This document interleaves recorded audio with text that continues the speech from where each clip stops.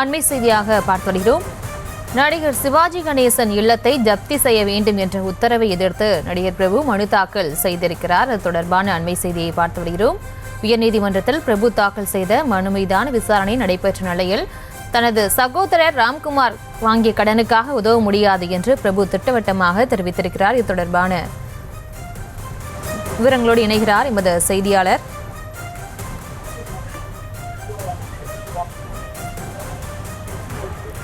மதியழகன் வணக்கம். தற்போது நடிகர் பிரபு தனது சகோதரனுக்காக வாங்கிய கடனுக்காக உதவ முடியாது அப்படின்னு தெரிவிச்சிருக்காரு. தொடர்பான விவரங்களை வழங்கலாம்.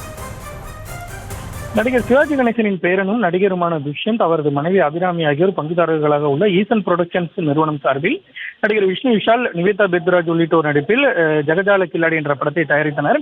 பட தயாரிப்புக்காக தனபாகியம் என்டர்பிரைசஸ் நிறுவனத்திடம் 3,74,75,000 ரூபாய் கடன் வாங்கியிருந்தனர். இந்த கடனை திருப்பி செலுத்தாததால் வட்டியுடன் சேர்த்து 9,39,00,000 ரூபாயை செலுத்த ஏதுவாக ஜகஜால கில்லாடி படத்தின் அனைத்து உரிமைகளையும் தனபாகியம் என்டர்பிரைசஸ் நிர்வாக இயக்குநரிடம் ஒப்படைக்கும்படி மத்தியஸ்தர் கடந்த 2024ஆம் ஆண்டு உத்தரவிட்டார். இந்த உத்தரவின்படி அனைத்து உரிமைகளும் வழங்காத எடுத்து மத்தியஸ்தர் தீர்ப்பை அமல்படுத்தும் வகையில் ராம்குமாரின் தந்தையான சிவாஜி கணேசனின் வீட்டை ஜப்தி செய்து பொது ஏலம் உத்தரவிடக் கோரி தனபாகியம் என்டர்பிரைசஸ் நிறுவனம் சார்பில் சென்னை உயர்நீதிமன்றத்தில் மனு தாக்கல் செய்யப்பட்டிருந்தது.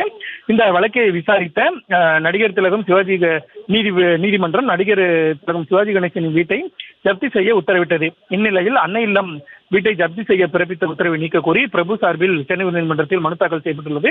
இந்த மனு நீதிபதி அப்துல் குத்தூஸ் முன்பு விசாரணைக்கு வந்தது. அப்பொழுது பிரபு சார்பில் ஆஜரான மூத்த வழக்கறிஞர் இந்த விவகாரத்தில் 3ஆம் நபரான தனது இல்லத்தை ஜப்தி செய்ய நீதிமன்றம் உத்தரவிட்டுள்ளதாகவும் அதனை நீக்க வேண்டும் என வாதிட்டார். தனது சகோதரர் ராம்குமார் பெற்ற 3 கோடி ரூபாய் கடனுக்காக தனக்கு சொந்தமான 150 கோடி ரூபாய் மதிப்பிலான சொத்துக்களை முடக்க நீதிமன்றம் உத்தரவிட்டுள்ளதாகவும் தெரிவித்தார். தனது வாழ்நாளில் இதுவரை 1 ரூபாய் கூட கடன் வாங்கியதில்லை எனவும் நடிகர் பிரபு சார்பில் தெரிவிக்கப்பட்டது.